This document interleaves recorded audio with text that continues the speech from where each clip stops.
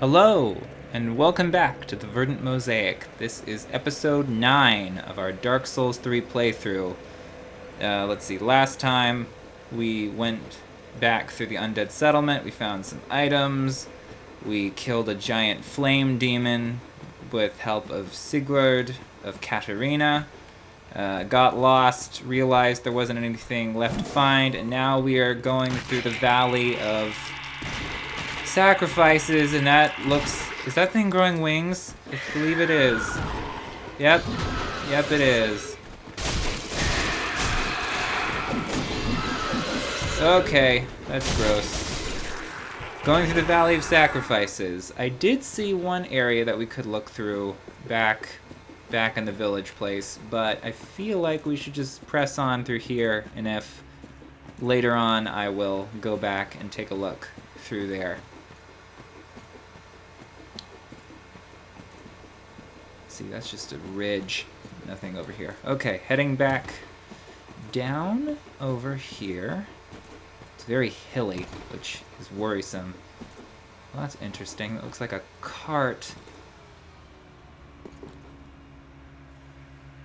that has nearly fallen down this cliff. Okay, so these are like those undead things in that if we can kill them quickly enough, they don't pose as big a threat. Oh yeah, we also found this, and I didn't look at it. A pale tongue, proof of invaders' victory over host of embers. Proof of a red orb invader's victory over a host of embers. Claiming tongues as trophies was originally the practice of an infamous troop of invaders who offered them to their speechless goddess. Well, that's gross. We also got a shriving stone. Gem of infused titanite, also known as stark stone. Reverses weapon infusion. Okay, so this will put your weapon back to how it was before you infused it with, say, a fire gem or something like that. Okay, I haven't used any of my gems so far. This looks like a thing. No, just part of the geometry. Getting messages from people. Talking to people on apps is a bit of a quagmire. Gotcha. It's very satisfying to sneak up on an enemy. It never doesn't feel good. I switched back to the ice sword as opposed to the partisan just because my equipment load is not up to snuff yet. I wonder if these things are weak to fire. Relatively so. That thing uses a sickle.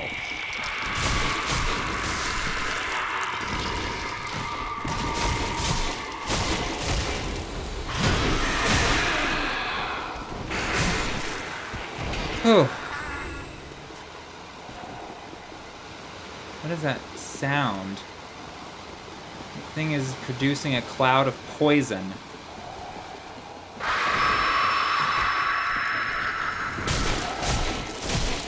Need to be very careful of that. It's like a shaman of some sort. Okay. Yep.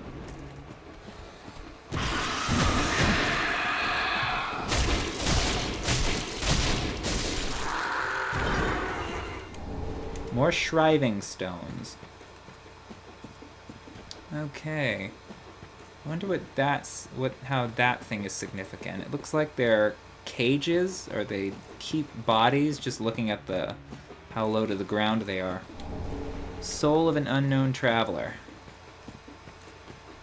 Okay, let's press forward then. Ah, I see he was overlooking that thing. Let me look in this cranny here, because it looks like that's where you put an item of some sort. Okay.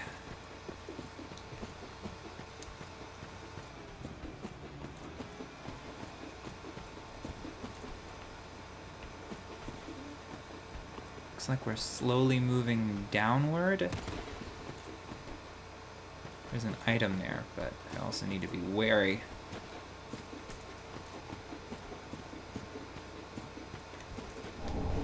A brigand axe. What? This person looks relatively human. Okay, that was a very heavy hit. Okay. Ah, damn it. I went around in a circle as opposed to...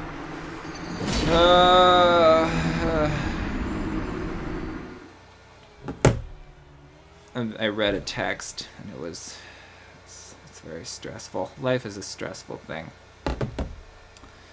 Other interesting things that I did. I've become interested in another channel on YouTube. It is called Crash Course. It is similar to the School of Life and other things like that, like Wisecrack and the School of Life, in that they also talk about philosophy, economics, psychology, and literature, things like that. Along similar lines. One of the videos I saw was about social facilitation and social loafing were the terms that they were exploring.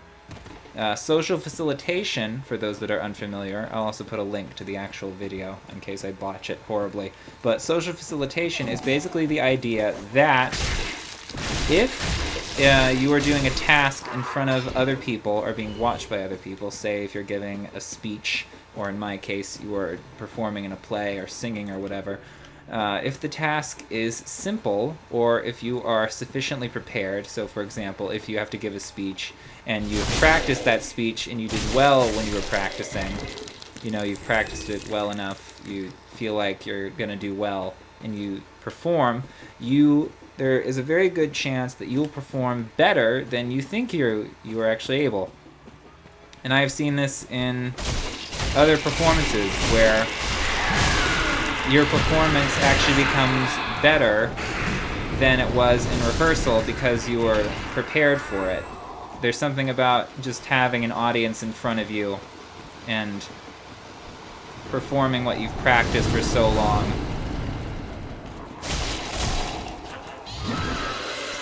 That somehow makes it better than you thought it could be.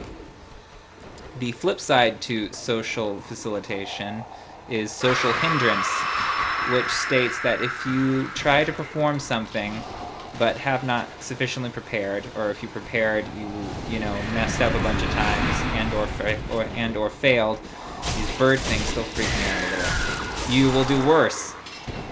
It's also if the audience seems interested in what you are doing, it's more likely that you will do better than you think you will do. Like the audience wants you to do good, therefore you do good.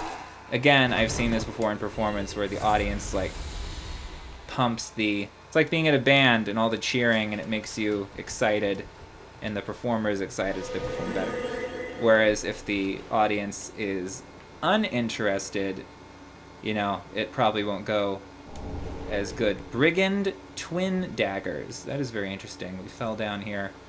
Hopefully I won't get ambushed. Okay, there she is. I'm wondering if she's actually okay. What is that?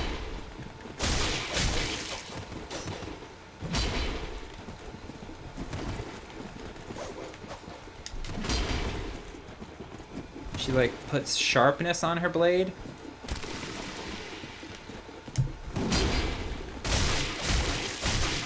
That was a corrosive bomb that she threw at us.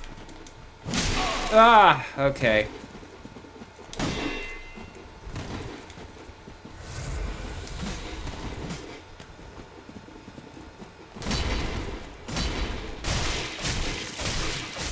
Oh. Who is this lady? Is she anything like that samurai guy? Butcher knife is what she dropped. We also got a brigand set of equipment along with the twin daggers. We can take a look at that. So yeah, if you're prepared in front of an audience, you will do better. That doesn't mean that will always happen. It's just it's a theory, so it may happen some of the time. Leather armor from a foreign land probably belonged to a brigand who met his match. In foreign lands, undead were banished to send a message to the populace, and when the message was not heard, they banished the living too. It is lower in weight, but not as good defense-wise, so I don't think I'll use it. These are... That is the heaviest of all the gloves at 2.4, but it is also the best in terms of protection.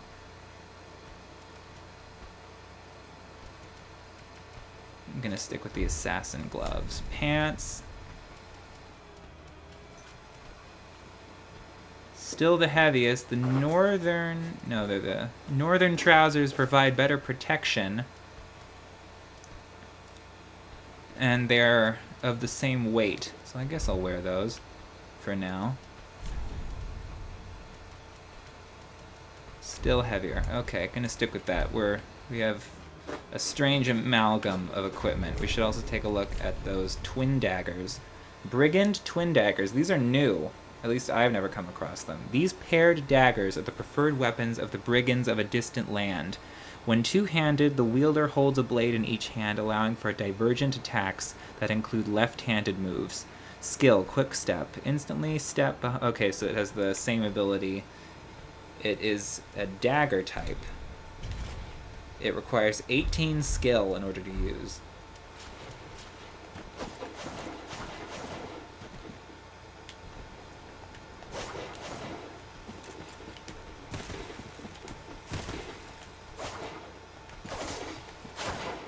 Oh, wow.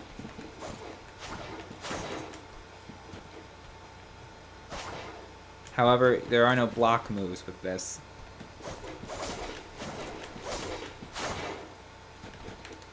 But if you were quick enough, you could probably make good use of that. We also got the butcher knife. Butcher's knife with an oddly large blade wielded by the mad woman haunting the road of sacrifices. Squarely landed hits restore HP. Wow. Back in the undead settlement, the woman acquired a taste for human flesh, of which she took glee in partaking. Skill sharpen. Sharpening the blade increases HP restored with each successful hit. Oh. It was good we were able to take her down then. Let's see, we also got one other weapon. We got the Brigand Axe. Axe favored by brigands of a distant land. Surprisingly sturdy battle axe that requires more strength to wield than a standard axe. Okay.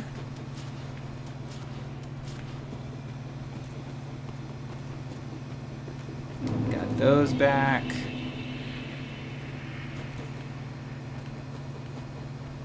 Hello, you.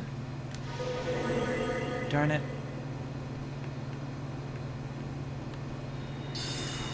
This is why we have range.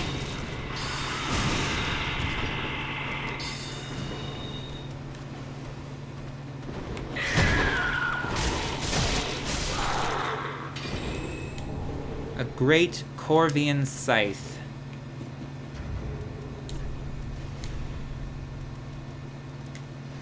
Great scythe of the forlorn souls guided by heretical storytellers. The mistress of the painted world is said to wield a great scythe herself. Great scythes inflict profuse bleeding such that the blood splatters on the wielder. Neck swipe. This is the same as this one. It requires 16 strength, 18 skill. We actually have the stats to wield that one. The regular scythe, but I don't think I'm going to mess with that right now. Though, since I've been thinking on it, that does have some appeal to me. I don't know why. Scythes are just cool. Even though they would probably make terrible weapons in real life just because that blade would probably snap the minute you tried to wedge it inside of somebody.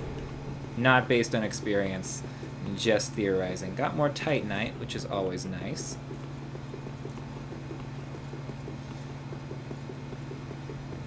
Keep on going. Making good progress. The Painted World, as it mentioned, is a place that you can go in Dark Souls 1. I don't know if it also exists in Dark Souls 2. I never came across it, but I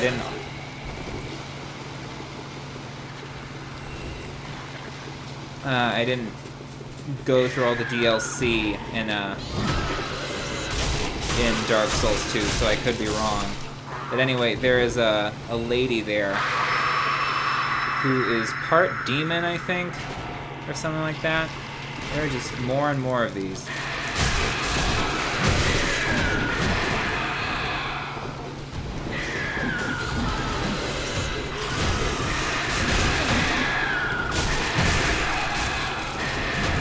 Okay, got rid of one.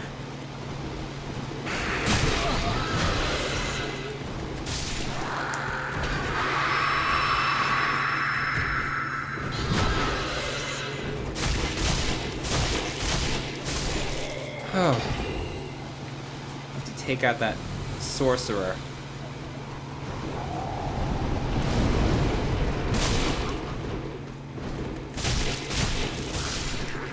Oh. Okay, not too difficult. Got another ember. I know I've been unembered or unkindled for a while, but I'm saving it until I absolutely need to use it. If you hear a jingling, that is a dog that is going through my room. It is my other roommate's, one of her 2 dogs. He has taken up residence in my room because no one else is home, and he gets very nervous. And when he gets nervous, things get messy. I'll leave it at that.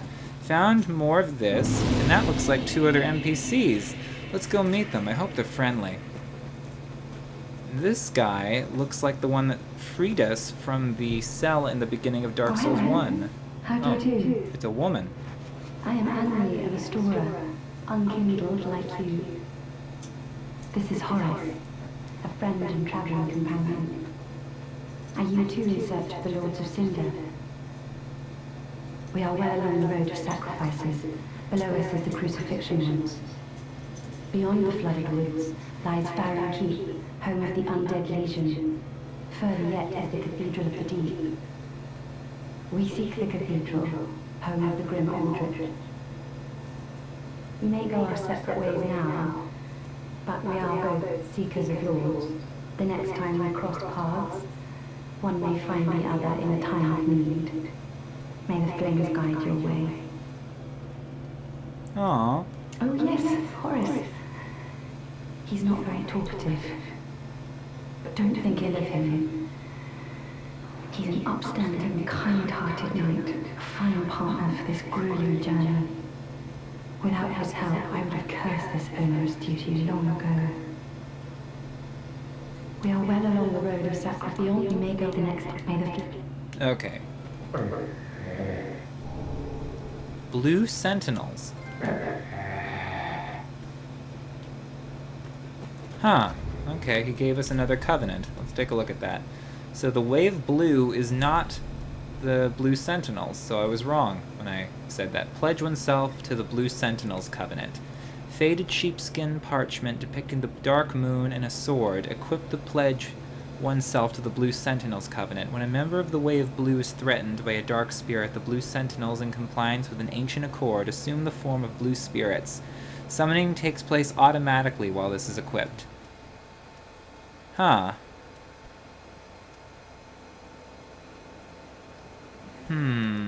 Maybe that would be useful. Maybe if we ever get invaded by a computer thing, we will also get a computer ally, just because we're not connected to the internet right now.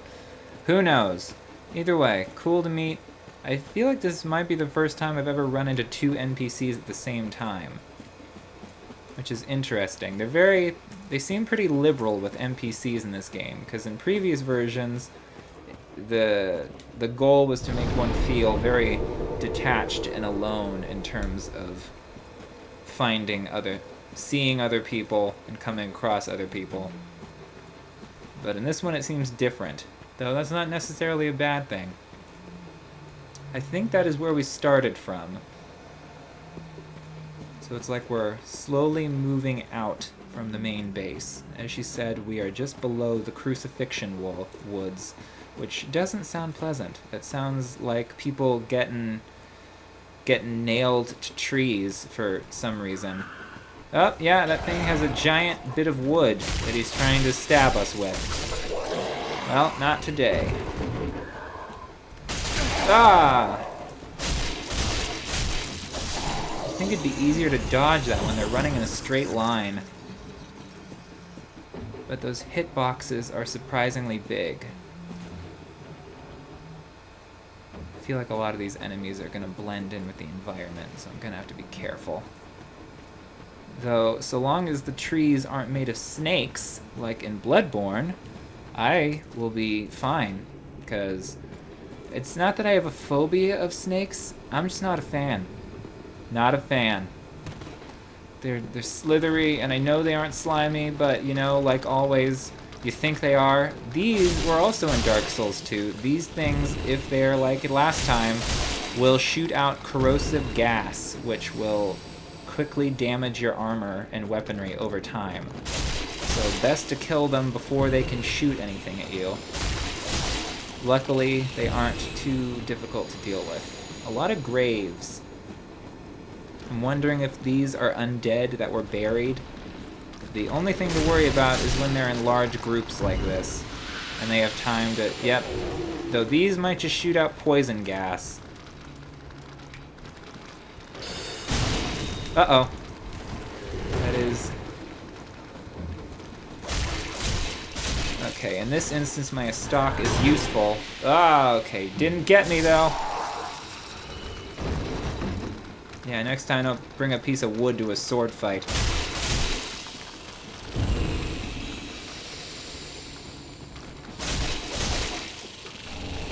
Rotten pine resin. This adds poison to our weapons, I believe. Let me kill this thing before I try. It's slow, but I still don't trust it.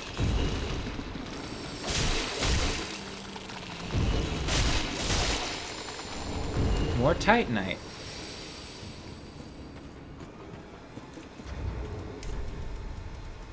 Yep, adds poison to right-hand weapon. Pine resin that is rotted and turned poisonous, likely rotten from the start. Temporarily applies poison. Farron Keep was swallowed by the rotted wood, where the blunt-horned Gruss concoct this resin. The Gruss. I assume that's a race of creatures. Or maybe a tribe. Oh, more titanite. I can probably upgrade my stock. Or I may want to upgrade my partisan or my ice sword. Because it's starting to grow on me. Okay. Twin Dragon Great Shield. I should also consider making one of my weapons a fire weapon, just so I have that. I think I've aggroed a bunch of spear people, and this might come back to bite me. Just because I don't have a fire weapon as of yet, and I feel like the spear would be a good choice for that. Just so I have a good balance of different types of weapons. Either that or use the sharp gem to up its dex scaling. Though I might require a special ember to do that.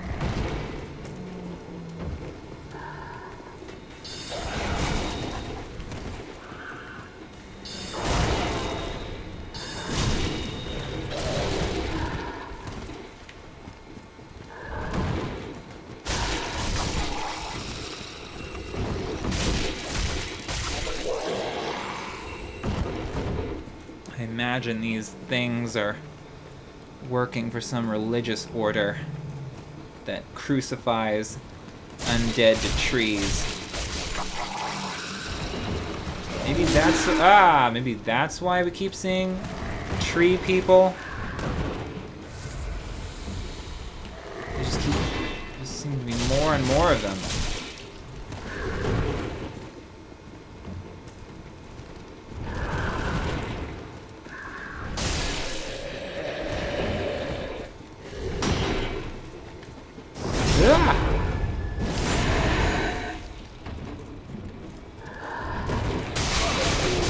Damn it. What? Okay, that's what I don't like about the thrust attacks, is that they damage you not once, but they just keeps acting like it's stabbing you, and I don't know if that's how it's meant to do it, or that's just a trick of geometry. I don't know. All I know is I do not like it. Do not like it. No, I do not. Oh, the knights are gone. Maybe we'll find them back in the forest. Into the woods, as it were. That is a play written by Stephen Sondheim and and James Lapine. It's about fairy tales, only they go awry. I forgot. I was talking about psychology. You're probably going like, we don't care what you were doing. Just do better at the game. But you know what? I'm gonna think better of you and say yes. Please tell me what other things about psychology you have to share.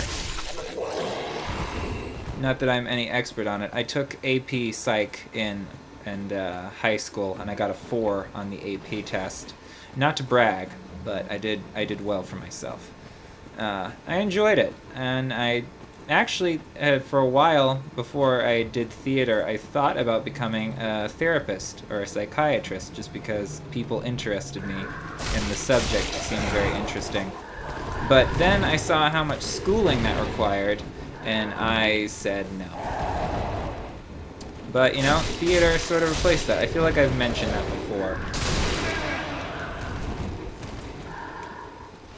But, you know... Okay. Anyway, social loafing deals with the concept of, well, you know, in school, whenever you had a group project, you would always be the one that ended up doing all of the work.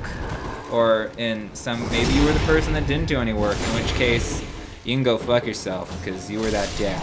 You were that dick. But there's actually a reason for that. It is called social loafing, and what that refers to is when working in a group trying to accomplish something, for example, making a PowerPoint or, you know, giving a report, one or more members of the group will not contribute as much, often because they either feel their personal contribution is not required or unneeded, doesn't feel important, what have you. So that's a thing. That's actually psychology. Not to say that you shouldn't do work. Do your fucking work. Because I've been that guy that's had to do everything and look like an asshole because I didn't get you to do anything. And I couldn't just tell them it was science, because they didn't teach us that one. I feel like they kept that out specifically so that we couldn't use that as an example.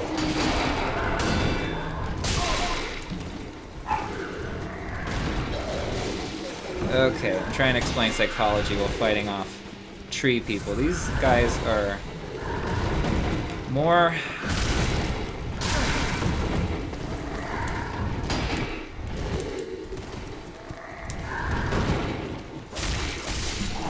Okay, that's one less. I got one less problem without you.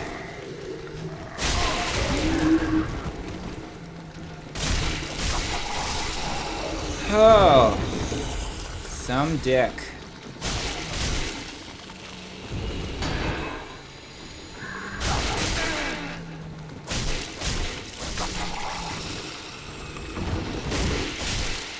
Ah, poison. Okay. Fended that off. Didn't get poisoned. Didn't die. I'm wary about going into this water, because if movies have taught me anything, there is something in there. What is this? It looks like he's trying to dig something out. Gonna do this.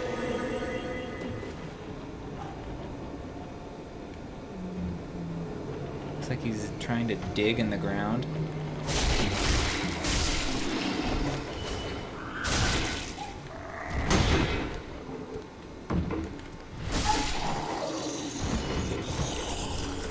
More Titanite.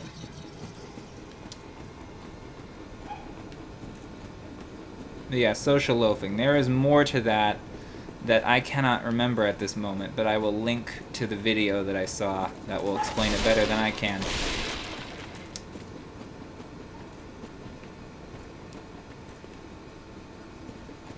That also coincides with something called the bystander effect, which is when the more people that are present, the less likely they are to respond to an emergency, or they are to take responsibility in the event of a crisis. For example, say if you're in the middle of a restaurant and you see that someone has begun to choke. There is usually, like in movies, people just sort of looking around stupid. If you hear barking, there's another dog in the living room, and that is the other dog.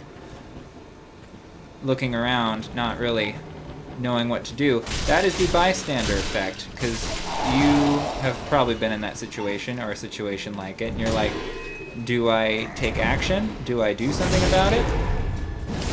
And the theory basically is the more people present in a group, the more disseminated personal responsibility becomes. So you're like, do I take responsibility for this, or is someone else gonna do it? Is it my place to do it? So it's not just you being lazy or that you are a coward. It's also, just wondering whether or not it is right for you to act in that situation. Which is very much a social construct. Whereas, if you're on your own and you see a fire start, most likely you will at least say something about it.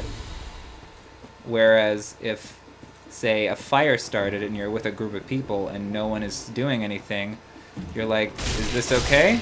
I guess this is okay. I'm not going to do anything. Or you probably will do something, but they're saying that there is a likelihood that you may or may not. Okay, what are we... That looks like a fire. That might be a person over there.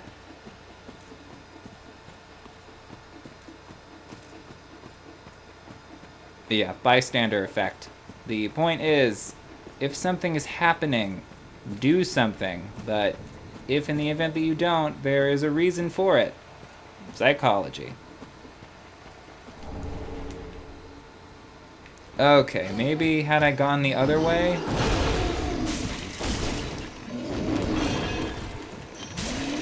That thing is very frightening.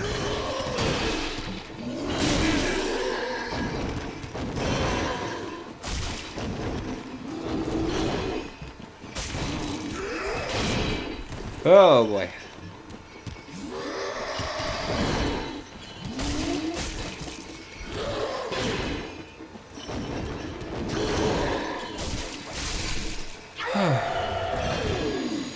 Did it.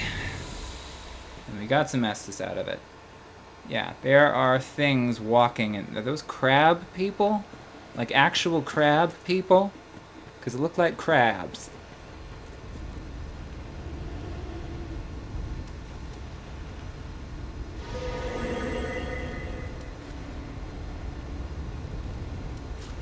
That is another one. I'm gonna do this.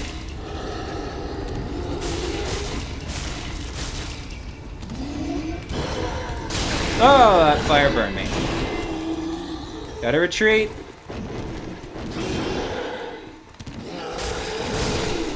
Oh, that was real close. That was real close. That was not a super smart thing that I did, but it paid off. Another ember. Please don't tell me there's another one around here. That sounded like something, and that's never a good thing. An Estus shard. Okay, that is good. We are doing okay. We have almost 10,000 souls. An Estus shard, and we are making our way through the woods.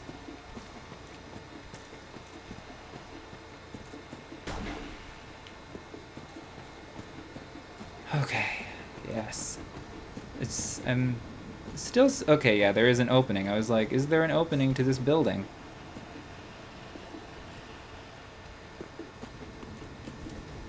Like before, I'm gonna cast this on myself, because I don't have any Estus.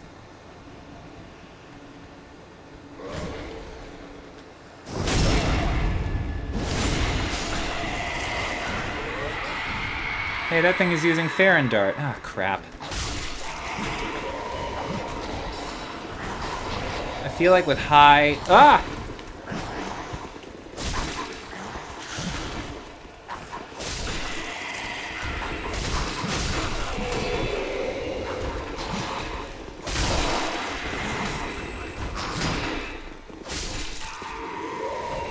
That thing is using Farron Dart.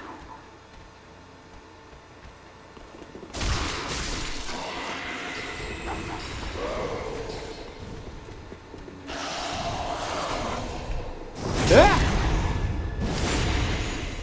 With you and your big hat.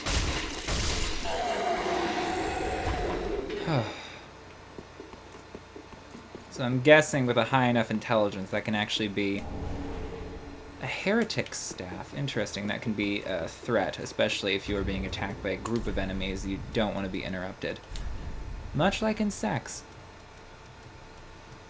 Though one could say that about a lot of things. Heretic staff, catalyst used by generations of heretic sorcerers. Sorcery is a logical academic discipline, and the power of sorceries depends heavily on the caster's intelligence. Skill, steady chant. Okay, how is this better than my regular staff? It has a scaling of B and requirement of 16. At base stats, it has a spell buff of 60.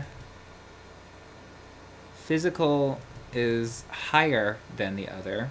I'm not sure if it can measure magic power.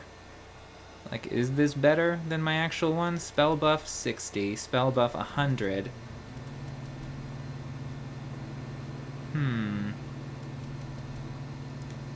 I don't know.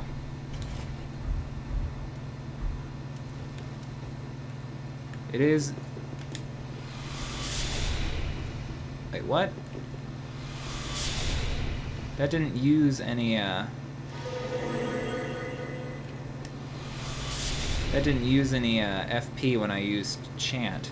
Though maybe your attack skill doesn't work as well with a magic weapon. Magic catalyst if your skill isn't good enough. It has higher physical scaling, which I don't know if that's actually useful or not. Anywho, it's a cool item, not gonna complain.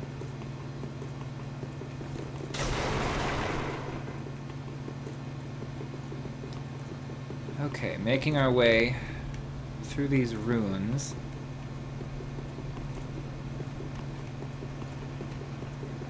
That guy has a horsehair spear. That looks more like the spear from Dark Souls that you would typically use. That is a Titanite bug. But I feel like that is also a trap, because Titanite lizards usually lead to traps. This also looks like a big trap. There is an enemy right there. But considering the layout, yep, there you are. And there are a bunch of holes all over the place, and I am assuming there are enemies down there as well. So, looking out for holes. Digging oh, like the book. You know, peaches and onions. And Jim Crow laws that ruined what could have been the greatest love story of all time.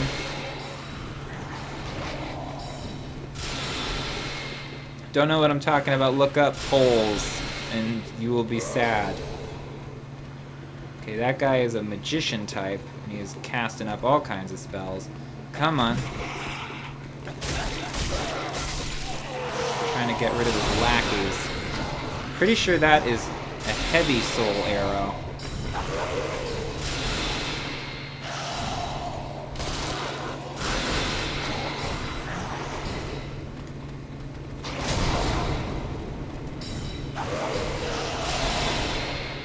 I don't feel comfortable going out there.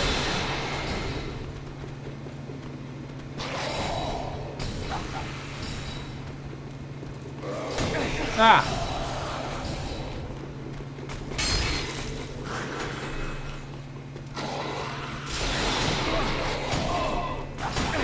Okay, what it does is it does beat on your shield, and it reduces your stamina. Luckily, it got him out of position. That was your first mistake.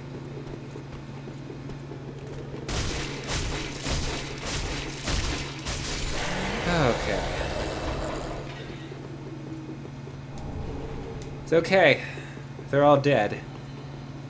At least I hope they are. looks like all of the enemies in this room. Looks like that leads down there to some other fresh hell.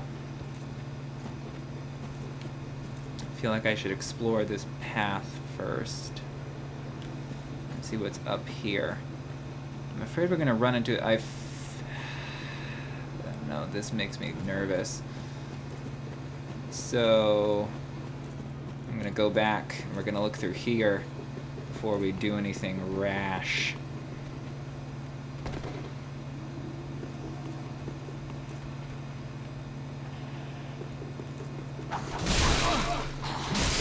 What? Ah, damn it. Damn it to hell. Okay. I hate to leave it here, but we are at 41. I'm trying to keep these down. Oh, I don't...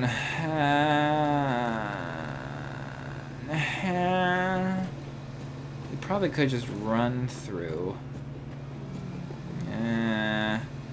Nope, I'm not gonna do it. I'm gonna leave it here, and in the next episode I'm gonna go back to the Great Bonfire and use that Estus shard so that we have one more flask to use, and then we will go back and get our souls and see what was in that weird room. I'm pretty sure it's a boss, could be wrong, we're gonna find out. Join in for episode 10 when that happens, and we will see what we find. Okay, thanks for watching. Bye!